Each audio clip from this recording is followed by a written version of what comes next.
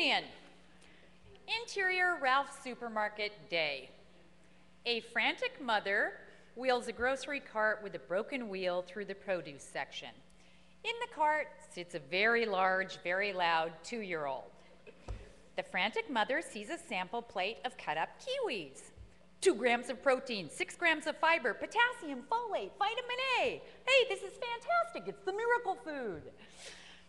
The frantic mother picks up a chunk of toothpick-skewered kiwi, adopts a warm, encouraging expression, and gives it to the 2-year-old.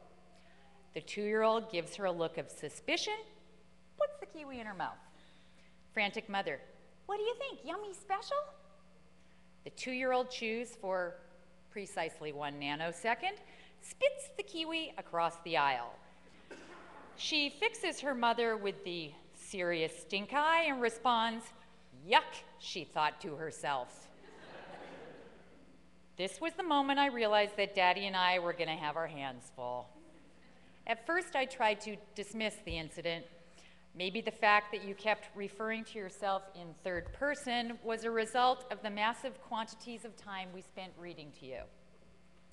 Most of it in the middle of the night because you, oh vampire child, never slept.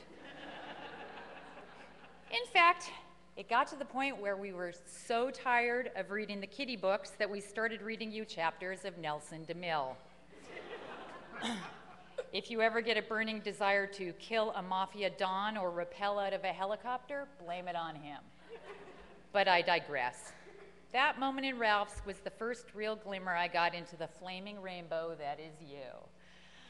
You are strong as an ox, smart as a whip, and your passionate opinions that first came to light in the Ralph's produce section have since extended from kiwis to politics, to ethics, to what I should or should not wear to work.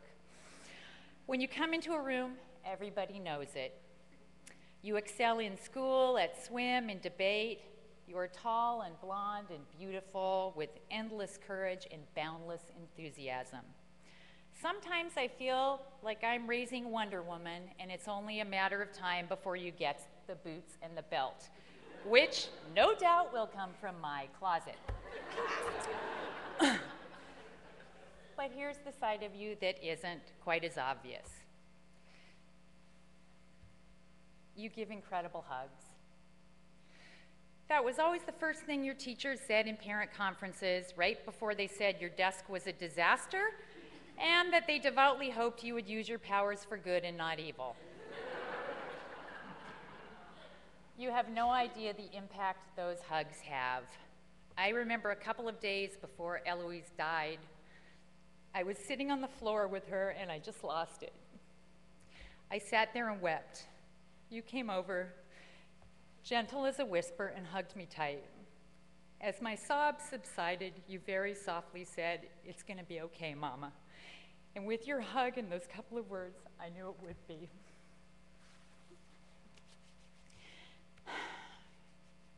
As you go through life, remember this. An ounce of sweet is worth a pound of snarky. And even though it's tempting to make it clear to everyone how smart you are, never forget the power of kindness. It will ease your path and open more doors than the finest designer outfit. Keep giving those hugs, and I'll keep giving them back. I promise I will pick you up until you're 6 feet tall, although at some point soon we may need to have an orthopedist standing by. You are a remarkable young woman. You have been dealt an incredible hand. From what little I understand about poker, only slightly more than I understand about hockey, when you get dealt a hand, you have to play it hard. So far, that really hasn't been an issue, because with a teaspoon's worth of effort, you manage to be good at pretty much everything you try. And that, my little princess, is both your blessing and your curse. I know you think my knowledge lies primarily in how to blow things up and buy shoes, but I know a thing or two about chasing dreams, and I want more than anything for you to get yours. Do not let how easy everything comes be the thing that stops you from greatness. Don't be afraid of work. If you can shine with 7 minutes of effort, think what an hour can do. Think what you can achieve if you throw your heart and soul into something. And now I'm going to tell you a little secret. Since the day you were born, most every night as I put you to bed, I've said a silent prayer. No, it wasn't, please God, may she someday pick up her crap and learn to like kiwi. It was this. May you find your gift and use it with honor. That's my wish for you, my girl of infinite possibilities. Dream big and believe that anything is possible, because for you, it is. I'm the proudest mom on earth, and I love you very, very much. And I made it through. Oh my God.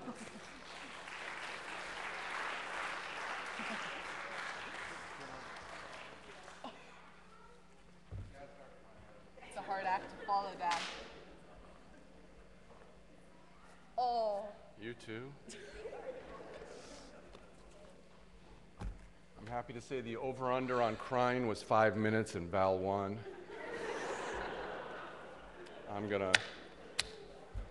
Somebody owes me $100, I think.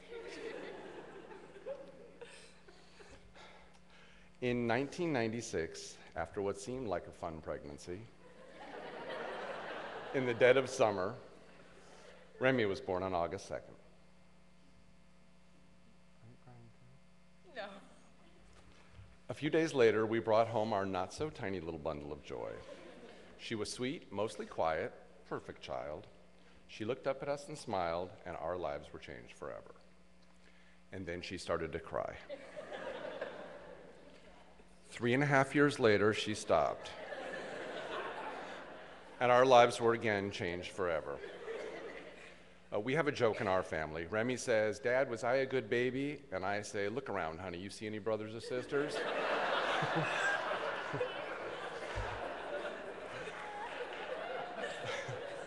And that's how it was. We settled in as a happy family of 3. It was around the time that Remy started school that everything began to happen. All that extra energy went shooting off in a million different directions, and she became interested in everything. But wait, here's a disclaimer. A father's speech at a bat mitzvah involves some shameless bragging, and here it is. Remy seemed to be good at everything. An A student, a strong swimmer, she played violin in the orchestra, she joined the debate team. She can ski, scuba dive, rock climb, design a dress, and write a beautiful story. If she sounds like an ad for the modern woman, it's because she is. She's smart, wildly confident, and absolutely fearless. When Carla and I had our interview at the Curtis School, they asked us what we wanted out of our K-6 experience. We told them we expected her to learn how to read and write, do some math, and it might be nice if she could find Pennsylvania on a map. But most important,